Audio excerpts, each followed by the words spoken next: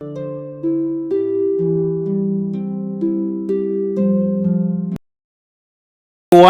this is Emma Race. We are on top of Mount Wati. This mountain is found at Terego district, and there are so many things that unfolds this mountain. And today I'm here with my colleague Asunta. So from here we want to understand some few things because we hear of a certain ancient. I don't know whether it's an ancient man whatsoever. I don't know about him, and the story is a little bit long from where he came from.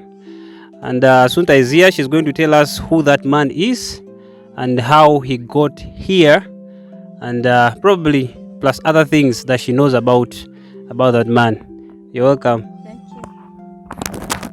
Thank you so much. Where we are standing is Mount Wati.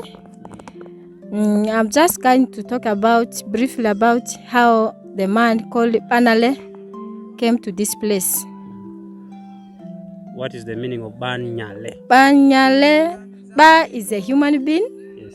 Nyale is that action of eating now. If it means he's somebody who eats people. That's how we see it from here.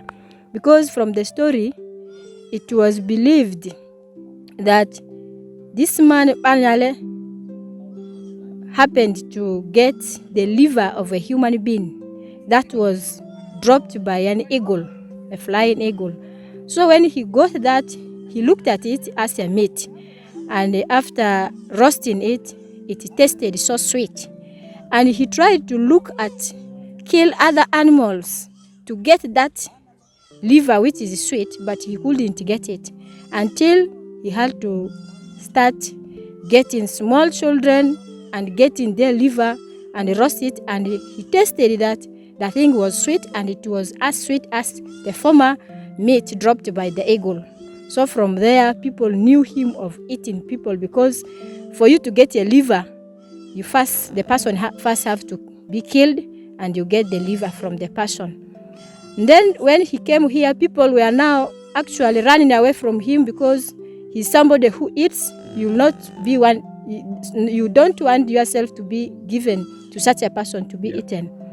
So he came to this place and he was lonely here and no one was here. That was where he was now staying. At times, if he doesn't get people, he will eat animals like that. Then until he had to come and get the wife of Funyaru. Funyaru is a woman who was attacked by leprosy, and people were also getting away from her. They didn't want to stay near to her. So she was also staying alone. So Panale came and got her. They now came and stayed together at the top of Mount Wati, where they are living.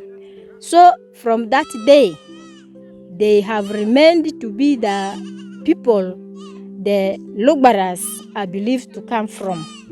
And one child of theirs I know about is Angundru, and the others whom we have believed have now given birth to the Lugbaras who are existing right now. So that is the brief history I can tell about Manale and the wife of Funyaru, who lives on top of Mount Wati, currently where people are coming to see the graveyards and what have you. So which means he's dead? He's already dead. They are both dead now. Only that what we can see now are now the graveyards, the places where they used to rest, the granaries, the water they used to drink, and that water up to now is existing. Where the water is,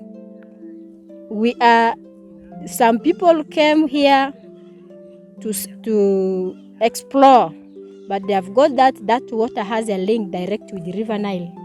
And when you throw a stone and you put your ear to the ground, you will hear the sound of that stone falling deep from the ground when you put your ear to the ground. Wow. So those are amazing things that people come and get when they are there at the place. So that water is purified? Very well. Actually, it's a mineral water. Mineral water? Yes, that is our mineral water from Mount Wati. Wow. Yes. Wow. So that is so wonderful. We are not going to reach where this guy was buried, him and his wife particularly, because we have some more hours to trek to that place, so we won't be able to reach that place. But there are so many things that we've been hearing about Mount Wat itself.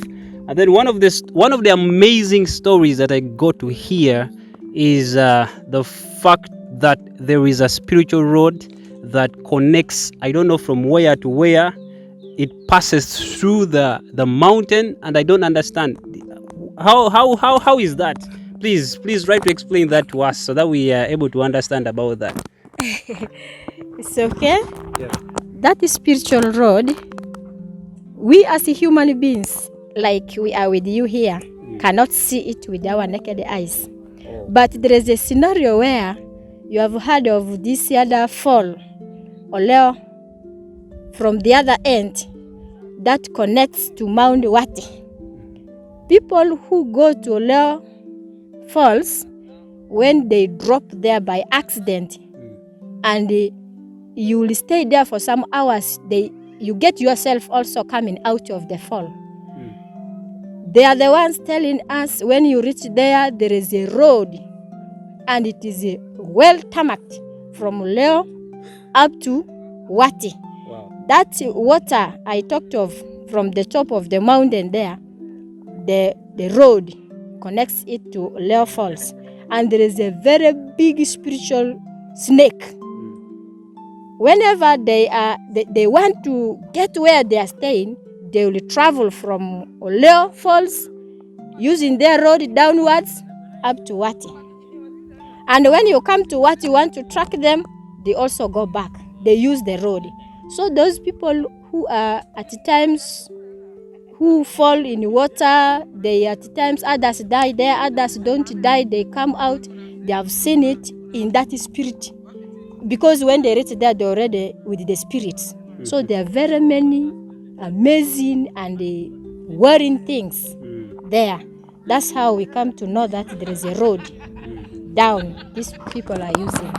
Yeah, so I'm seeing things pertaining the spiritual aspect, and I'm wondering how these people are living, because we have people who are living within here, down the other side, all over the mountain. How are they really living because of these spiritual things? That those things come out, maybe especially the snake, can it come out one day and scare people to swallow them? Maybe some ghosts appear in these people's rooms, something like that. Is there anything that has ever been happening like that? Not really.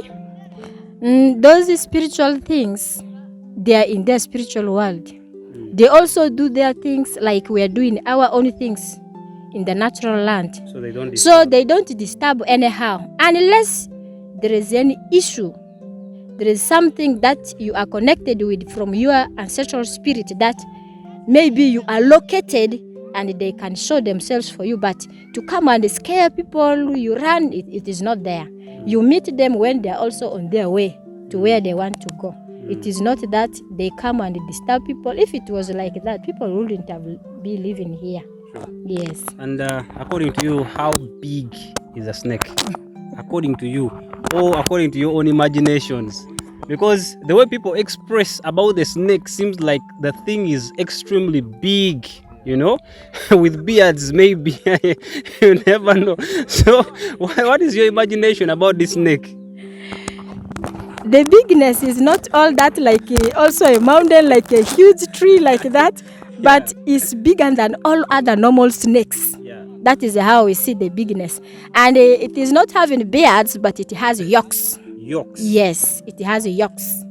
And the head is like the color red, and all other colors, green, red, it is all having it. So it is the yolk. Not the beard. And what does it take to see that snake? Hey, man, don't hope for that. As I told you, Yes. It's when you get that misfortune, that's when you are able to see. But with the naked eyes, it is very difficult. Wow. Yes. This is an amazing story. So if you're not a spirit, there are some things that you will not see from Mount Wati, unless you're a spirit. Guys, thank you so much for watching. This is brief about Mount Wati. Thank you so much.